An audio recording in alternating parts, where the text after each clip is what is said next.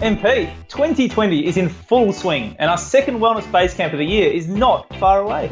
That's right, Bretto. Camden, just out of Sydney, hosts the Wellness Base Camp on Saturday, April 4.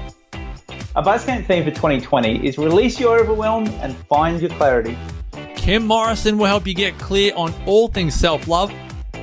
Marcus Pearce will help you find your clarity on life, purpose and relationships. And the great man Brett Hill will help you release limiting beliefs and develop a growth mindset. And as always, expect a surprise or two, Marcus.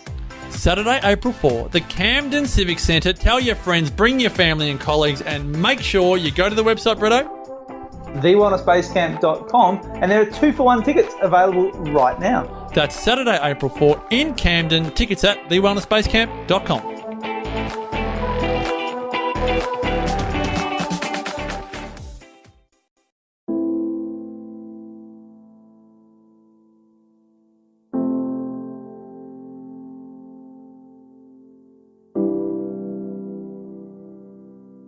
Welcome to Nourishing the Mother, where inspired women talk about the journey of motherhood through the common thread of parenting, relationship, and sexuality as a path to consciousness.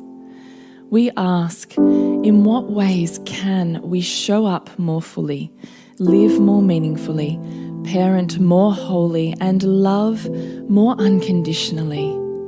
How can we mine the wisdom from the experiences of our lives and expand into those challenges?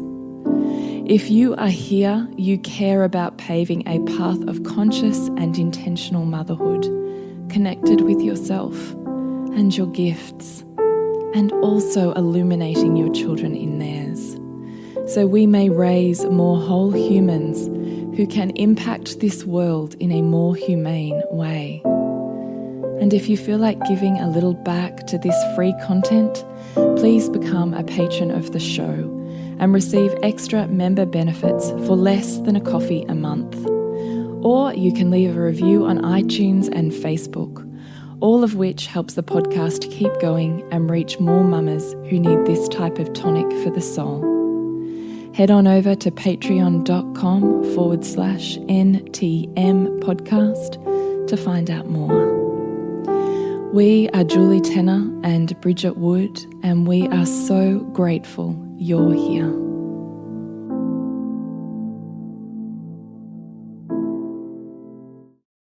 Hello and welcome to Nourishing the Mother. I'm Bridget Wood. And I'm Julie Tenner. And today's podcast is Parenting Kids with Additional Needs. So everything is hard. Every day. And there is no reprieve. So I wanted to get on here just to have a rant because I've really allowed myself, I suppose, to take a breath and go, sometimes it's bigger than what we do. Yeah. And that it is genuinely really, parenting is really hard however you choose it. I agree with that, depending on the amount of attention, sure, but intention that you bring to it. But having additional needs does require you to be on stretch in ways that you simply don't have to for a child that can just do shit on their own. And, also in terms of their capacity emotionally to deal with and integrate what you're asking, you're having to hold so much more, so you're therefore having to stretch your own psychological capacity to meet that, which is enormous. Yeah, that's what I'm talking about. It's enormous. Yeah, it's really big. And then there's all the physical stuff.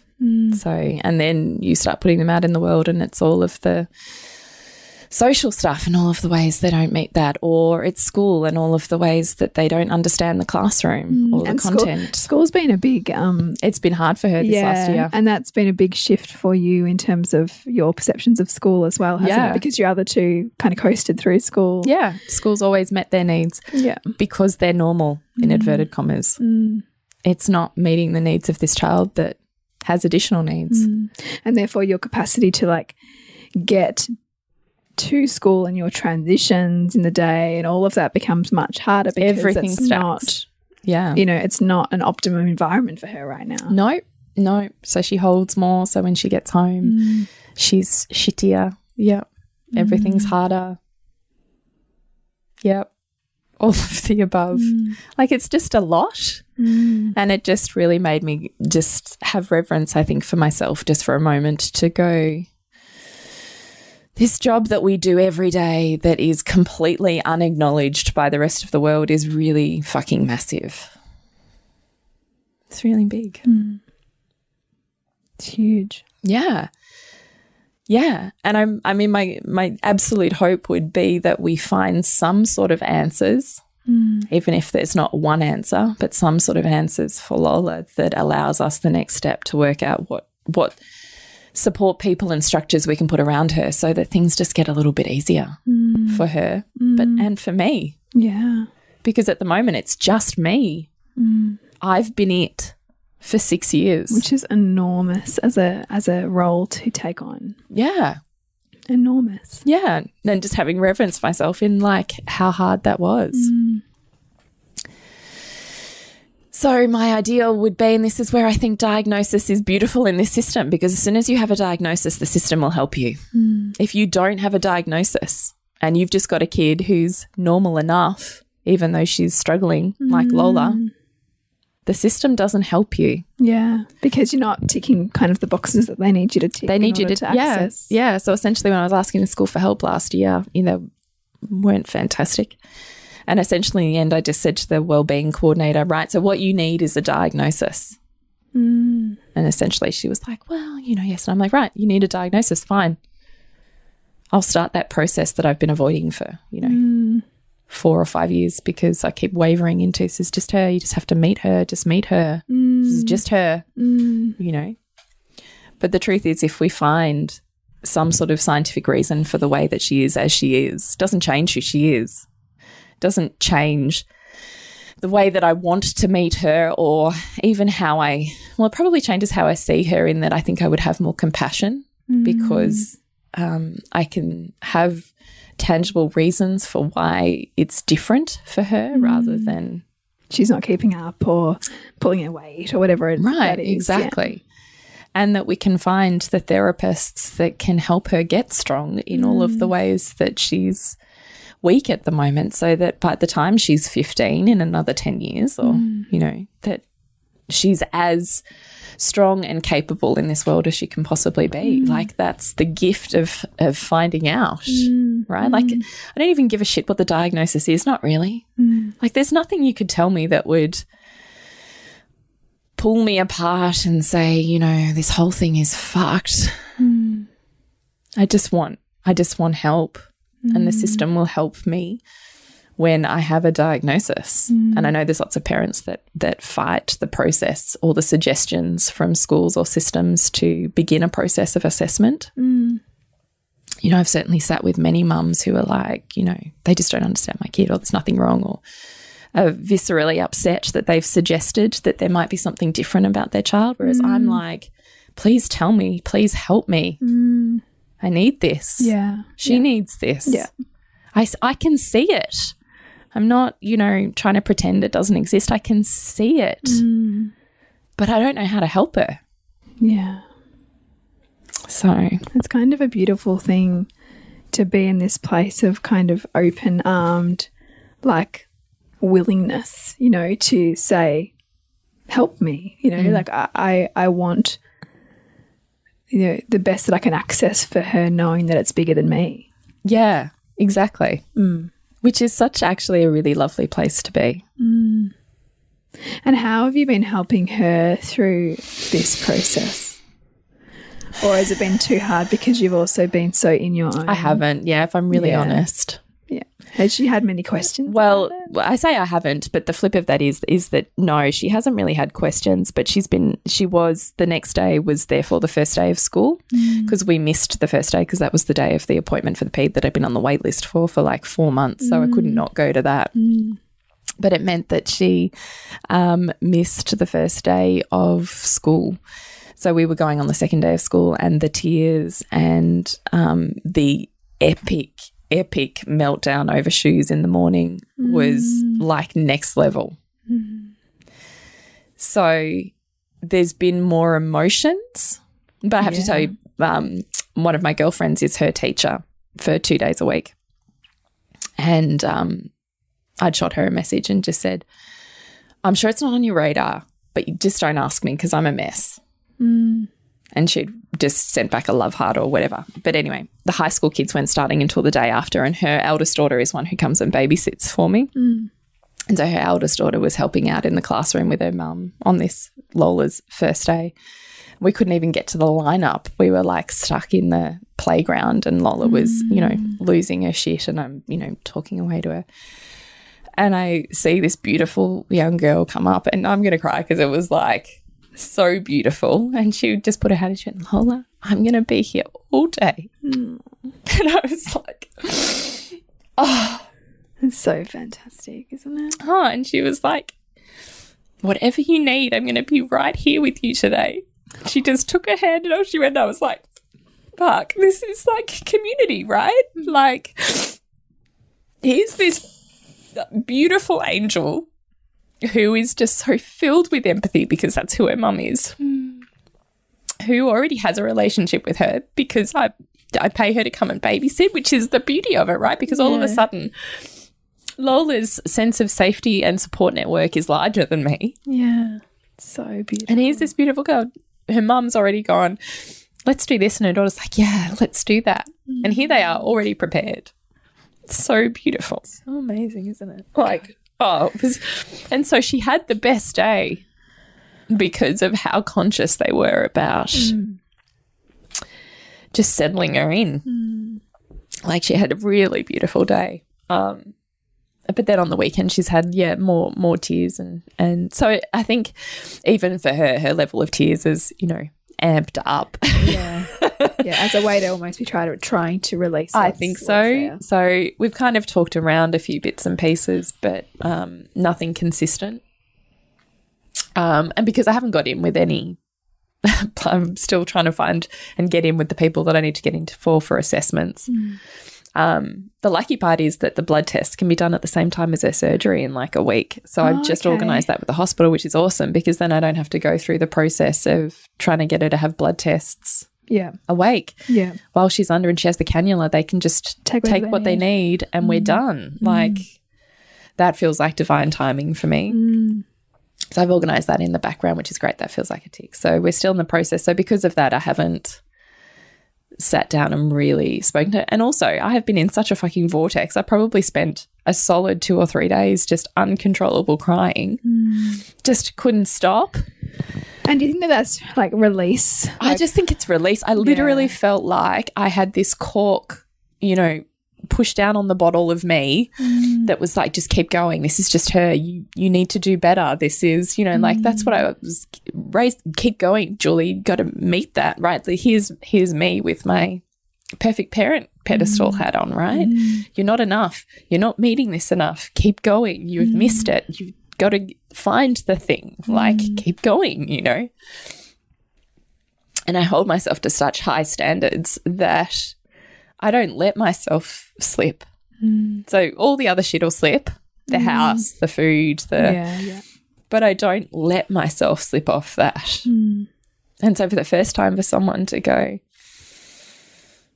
yeah, it's actually bigger than what, and I keep thinking it's so arrogant in a way, isn't it? Is that I'm responsible as if I'm the only creator. Yeah, it's true, isn't it? It is, and it is so arrogant because it can, like, what? I know, as if I have that much control. But I think it's also when you put such an identity, like, you know, when you've got an identity that says, you know, I'll show up for my child in this way. It's an embodiment of that identity that upholds that kind of arrogance, really, don't you think? Yeah, like, probably. There's an aspect of that to it. I feel like my brain has just gone offline. I can't even think, but I was just thinking about it and going, oh God, here it is. But yeah, so I spent probably about 3 days just could not stop crying, just kept coming out and everything coming out. And I was like, okay, I'm just going to roll with this. Yeah, just be with this. This is just what it is right now. And it just needs to come out. And I do feel like it came out and then it was like my body took a sigh and I was like, I actually just feel relief. Like just pure relief. Like I don't have to hold on anymore. you know? And someone else sees what I see because not even my husband saw it. Which is really So I was feeling like fucking crazy person. and also really isolating too, because you're like, what do you mean? Like, this is... No, really, that's why I would say I really was turning internally on myself thinking you're crazy here. Like there's something wrong here, you know? So I still think that all of the processes of parenting that we talk about apply. I still think there's so much of mirror and pieces of self in that whole journey. I think regardless of whether we're talking about additional needs or not. But I just think it's also bigger. And sometimes the point is to be bigger than us. What do you think about parenting the whole soul, or the child being the whole soul, in the aspect of having additional needs? And it's interesting, isn't it? Sometimes I kind of like that whole concept of, you know, the indigo children, that the ones that are a bit etheric and kind of up in another ether are in a way more connected than we are, kind of like the crazy woman, I suppose. Yeah, you know, there's levels of connection that go beyond us. I do, look, here's the harsh part, is that I do think there's a lot of parenting that's permissive or goes by the wayside because of a diagnosis. And that makes me really sad because I do still think that everything I do and have done with Lola is absolutely relevant and absolutely the reason why she's as good as she is. And I do think that we can remove obstacles in the body that allow us to build strength in all of the different ways. And that is also about emotionally being able to release, be seen, be connected with, be met, be challenged, be held in all of that. I think all of those principles of parenting apply to children with additional needs, but that it cannot be one person's job because it's too big. That it does need to be a team effort. And funnily enough, Lola was the reason at 18 months that I started hiring babysitters, because I couldn't do it on my own. Yeah. How's that? And so she was also stretching you beyond your paradigm then too. Beyond what I could, she couldn't even leave. I couldn't even get 5 minutes from Lola to clean a toilet. And I remember that because you always used to wonder why you always had to hold her. Like you just had to hold her all the time. Always. But that hasn't changed. It's just morphed form. Yeah. Yeah. The holding is not physical. No, often it is. Okay. Because it will be, I have to do everything for her, or with her, I have to stand there step by step with her to do the thing, or I have to hold her hand for everything. It's still as physical as it was, just she's so heavy now I can't hold her. So, and I mean, even ramifications from that, around I still wonder, we eat super healthy food and yet her body shape and weight has always been different. And it's like she doesn't have certain receptors that cue in her body's hunger signals or satiety signals. And now she's getting pubic hair growth because of the excess weight, which has put stress obviously in the adrenals, and she's then has an excess of testosterone, which is where she gets the sweaty smell from and the pubic hair. And she's 6. My 14-year-old doesn't have any hair, and my 6-year-old does. It's not true puberty. It's as a result of that. Yeah. But even that, I could never work that out, other than the fact that she couldn't move her body the way that a normal kid could move, and so that must be why. But now I'm thinking, I actually reckon it's bigger than that. So, I don't know, I went off on a tangent there. But even in terms of how you're, looking at this from a bigger picture point of view, with your background and insight into health, and also a bigger picture on, parenting a whole soul and recognising that on some level she's got the perfect body for whatever her purpose is. I totally believe that. I also believe this incarnation, space, time, her and I, as hard as it is for me, I still see how in every way that she, in inverted commas, breaks me, brings in more light. I still see it as that. But it's a relief to know it's not just cause and effect of me. Do you know what I mean? I think that there's there's value in stretching that, though, for people who are listening who do have children with additional needs who, you know, maybe have really dark thoughts or really difficult relationships with themselves or how they're parenting or even with that child, because they might be shooting on the child or on themselves, or you know maybe even a shame spiral on why are we here and why do I have to do this, and you know really fuck yeah, I've been there. Why do I have to do, why are we here? Or even, you know, wanting to get a carer for that child or wanting to just distance yourself completely from that child because it's just too hard. You know, what does it look like mental ninja wise for you to continually meet that?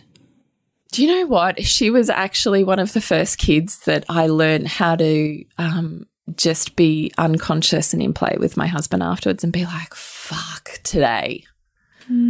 Like actually have the opportunity to let it out and be as equally unconscious as I asked myself to be conscious in the moments. And sometimes it does look at like, instead of getting lost in my tension story of laughing at myself, you know, as, you know, those moments, we've all had them when, you know, the baby's screaming and the toddler's whacked her head and the older kids, I don't know, kicked over the vase and dinner's half done and, you know, like just the one big shit show. Right. We've all had those moments. Yeah. And in those moments, I've learnt to just jumping into our podcast on parenting with additional needs to talk about Liberate, which is coming up in Soul-Driven Motherhood. And it is really all about how do we create more spaciousness in our homes to be with more of what our life is asking of us and be with more of what our joy is. And certainly parenting with spaciousness when it's intense is helped a lot by our space and what we can do with it to make it work better for us. So come join us in Soul-Driven Motherhood for Liberate. Almost fall to the floor laughing and just have such a sense of humor about the ridiculousness of this entire situation. Yes. And that usually is my saving grace, where I'm like, this shit is so fucked. Well, like, if you don't laugh, like you're going to be like in a puddle of tears or just right. And laughter can be such a beautiful way to regulate and keep myself regulated. And so I often use humor. And I have joked at Lola's expense so many times just with my husband. Did I tell you about the time just recently? Would have been towards the end of last year. I was like, no, I definitely need to take you somewhere. Did I tell you about the time when she fell down the slide? No. No. So this is one such example. Right. My kids were doing, it must have been last year, basketball tryout. So I dropped the big kids at the stadium, and behind the stadium, past an oval, there's this cute little playground. So I'd taken the little two girls there to have a play at the playground. It has just a toddlery style playground and one of those twirly slides, you know, the slides that kind of twist around. Yeah. So the two of them were playing kind of choo-choo trains down there and going up and down it and, you know, giggling away. It was super cute. And so I'd walked over to get a drink of water and was about to come back, and I watched Lola sit at the top of this twirly slide and go to push herself off. And instead of sliding down the slide, she manages to get herself into a somersault roll like a donut. Oh, my God.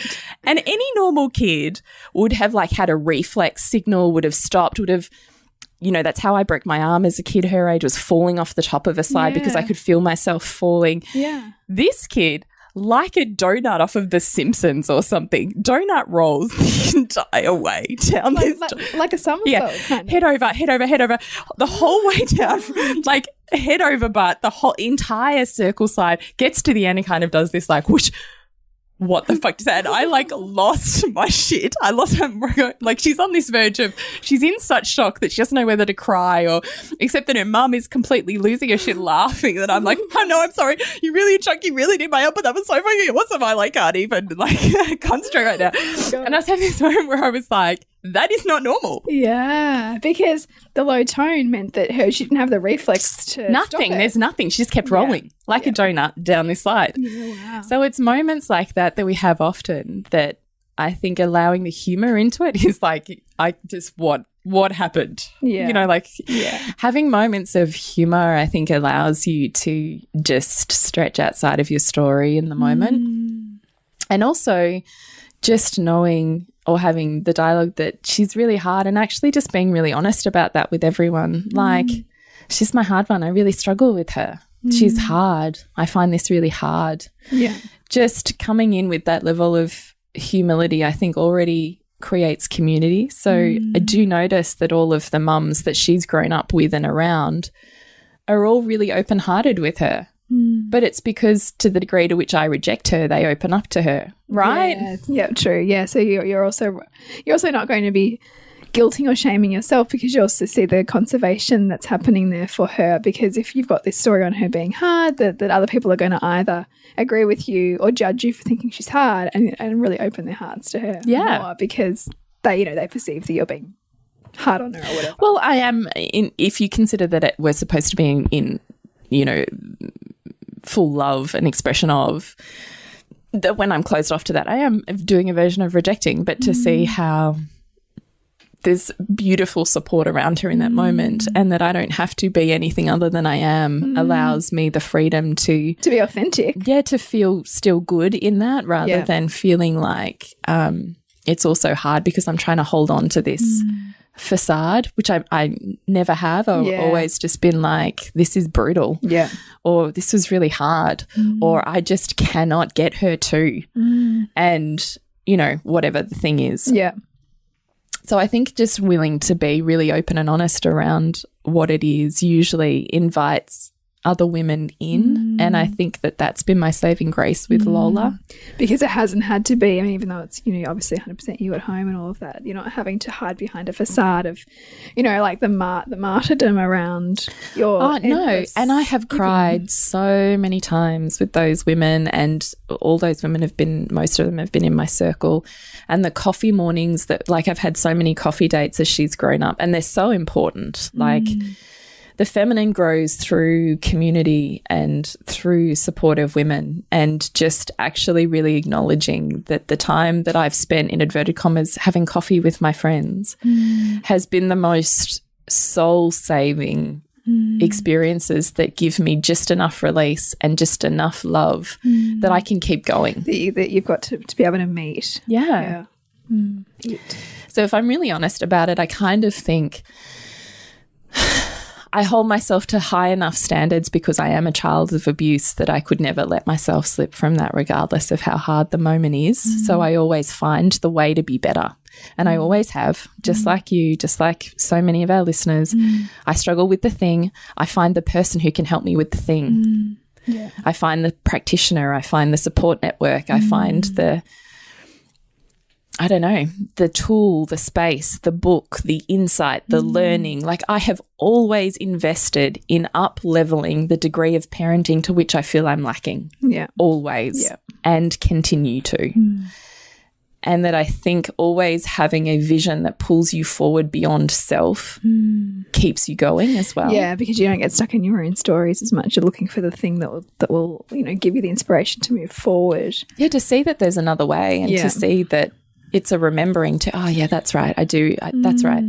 I do value this. Oh, that's right. That's why I want this. Oh, that's right. Which means in this moment I make this choice because I remember that. Why? And I think the people that we fill in our heads help us do that. Yeah, absolutely. Yeah. So I think because my value on parenting is so big, because my void is so big, I could never let myself slip, so I've always just upscaled. And how fucking perfect is that? Thank you very much, Lola. Because honestly, if I just had my three other, yes, of course they're challenging and blah, blah, blah, and all the different ways. She's built you a skill set beyond. I've had to because I have been continuously humbled and broken through being her parent. Continuously. There's not, I don't know, there would rarely be a week that goes by that I'm not humbled by Lola. She's my hard one all of the time, always, without question. But I'd like to think that at some point I find enough help for her that she becomes my best one. Because there's this tiny little part of me that's like, almost too scared to believe it, but there's this part in the very center of me that knows she's actually got the gift. I don't know what that is, but yeah, and you said that before. She's got the thing, whatever it is that she needs. And also, if we talk about development, and if we talk about diagnoses and labels and all of that, like very often, even if we can't see it, there is some kind of conservation happening. So if she's not developing in all of these ways, where has she? Well, I tried saying that to the pediatrician. Oh, yeah. No? Well, she's like, how's her fine motor? I'm like, oh, her fine motor's great because her gross motor's the problem. So her fine motor's been really good. And she just went, no, it's not. And I went, okay. and they said, but I think she's really smart. Like, I know it's not showing up in school, but actually I really think, Lola, that you're really smart. I think you're incredibly intelligent. And the P goes, well, we cannot assume anything at this point in time. Oh, gosh. Ouch. Well, I just laughed. That's really hard to say in front of a child as well. Yeah, it's true. It is. I just laughed and gave Lola a wink and went, it's all good. But I thought she's right, because actually who I want is you. I want you who says, let's make no assumptions. Yeah, it's true. That's what I've paid her for. Yeah. Because all I've had is people who kind of sweep me away. But she has no bedside manner. Right? No, she has. But she's completely fabulous at what she does. Yeah. And she's completely fabulous at a thorough diagnosis. She's like the PI of body stuff. And that's who I want. And that's what I'm paying for. And she's right. I should not filter, and I shouldn't filter someone else's experience of Lola, because what I'm after is a non-filtered experience of who she is. Yeah. So assume nothing. But talking, if we extrapolate this out for an example, I'm looking at a child who's labelled ADHD, for example, and who is oppositional defiant. Yeah, I kind of think she is. Everything is a no. Is a no. Yeah. So where is there a yes? I have no idea. I'm not smart enough to see it. Where is she in flow? Like, because often, but it'll be where a parent doesn't value it. So it'll be like maybe the child who loves to play video games and keeps going up levels in video games, but the parent, just ignores that because it's not what they should be doing. But they actually become masterful in that. But because you're not valuing that, you're not seeing that. And so this idea of there being a conservation here of okay, where all of them, they're lacking in all of these ways, where are they growing? Like, where is their inspiration taking them? Where is their path taking them? And it might be so narrow and so niche that and the parent might be so looking for it elsewhere that it can be difficult for a parent to see. And even a therapist to see, because we're still looking at where do they meet these, measures that we've all determined are important. And of course they're important. I don't take that away from anything. But that when we get stuck in a label or anything, it's good to look at, okay, where is there something here that my child is shining in? Yeah, yeah. And you've talked a lot about her and her incredible. She has a massive capacity. Yeah, she has a massive capacity to love, which is still where I think developing emotional intelligence this young. And I do still think that her body's super wide open at the moment, like even the low tone, like she can't almost stop anything coming into her body, or there's something about that I completely trust is purposeful, and that she is a massive lover. Like she loves, and you can feel the energy of that in a way that I just have never found in another human. So I know there's something to that with her. So I can see that I don't look at her and go, oh my God, you've got no hope. I just look at her and go, God, I hope that we can give you the structures where that can bloom.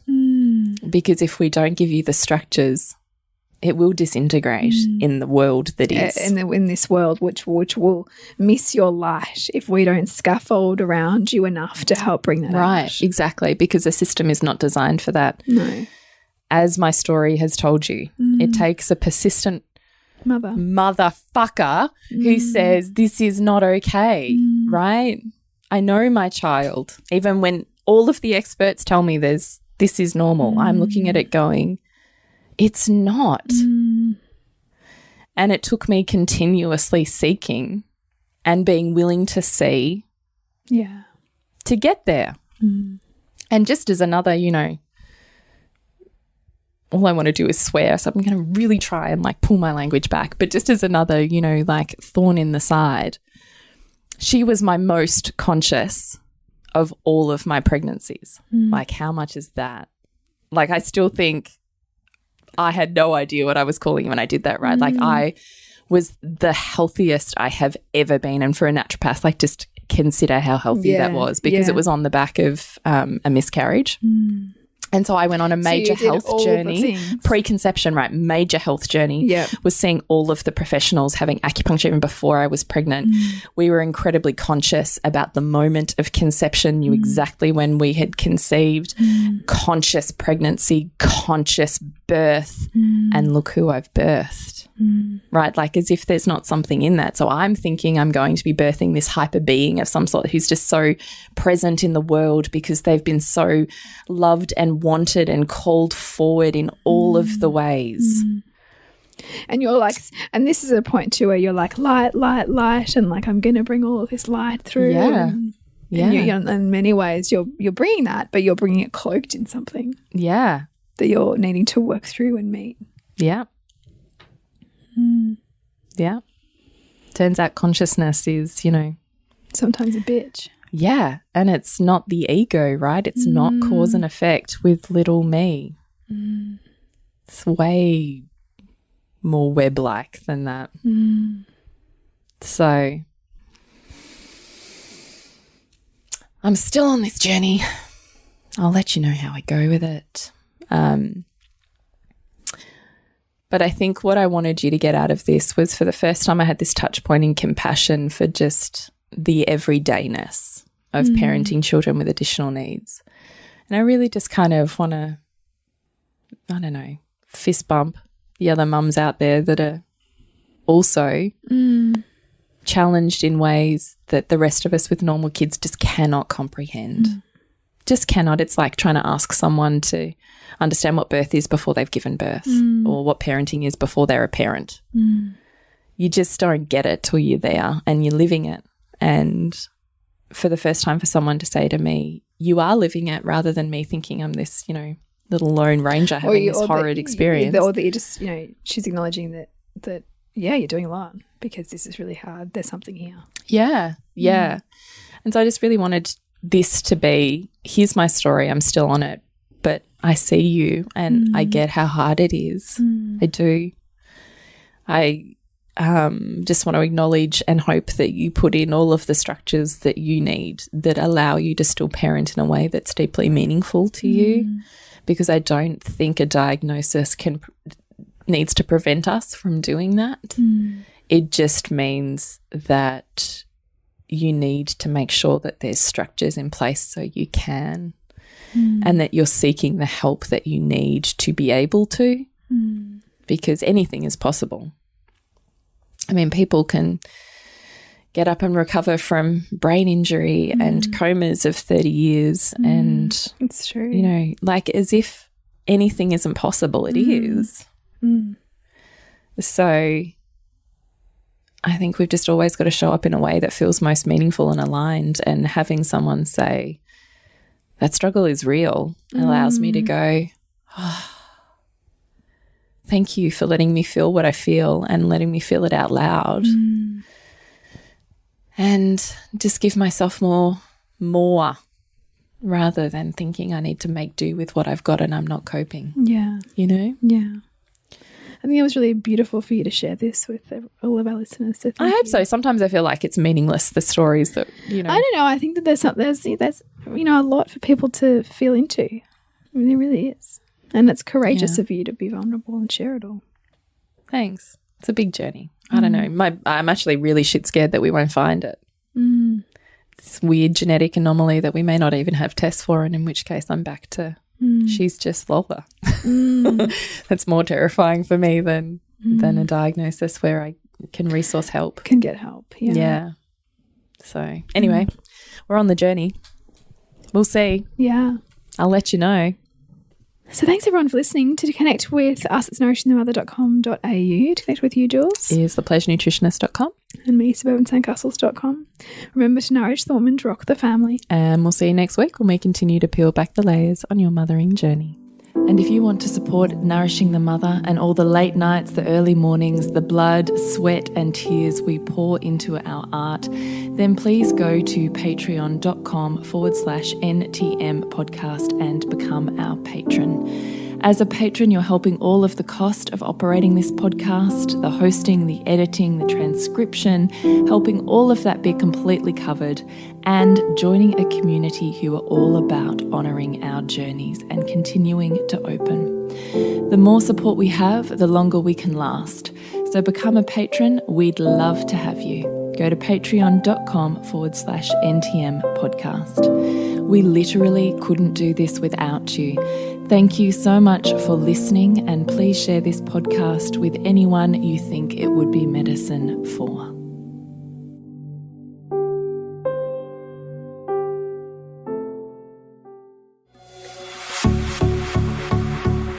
This has been a production of TheWellnessCouch.com. Check us out on Facebook and join in the conversation on Facebook.com/TheWellnessCouch. Subscribe to each show on iTunes and check us out on Twitter. The Wellness Couch, streaming wellness into your lives. Whilst the Wellness Couch presenter endeavor to provide accurate and helpful information to their listeners, these podcasts cannot take into account individual circumstances and are not intended to be a substitute for health and medical advice from a qualified health professional. You should always seek the advice of a qualified health professional before acting on any of the information provided by any of the Wellness Couch podcasts.